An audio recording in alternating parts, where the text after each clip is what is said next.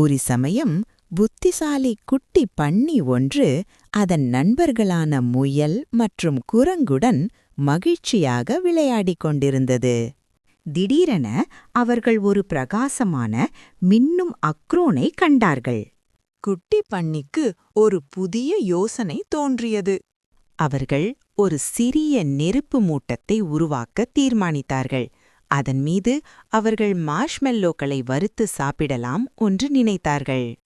அவர்கள் மூவரும் ஒன்று சேர்ந்து நெருப்புக்காக குச்சிகளையும் கற்களையும் சேகரித்தார்கள்.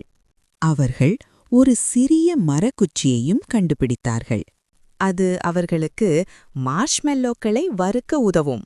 நெருப்பு தயாரானதும் குட்டிப் பன்னி, முயல் மற்றும் குரங்கு மூவரும் நெருப்பை சுற்றி அமர்ந்தார்கள்.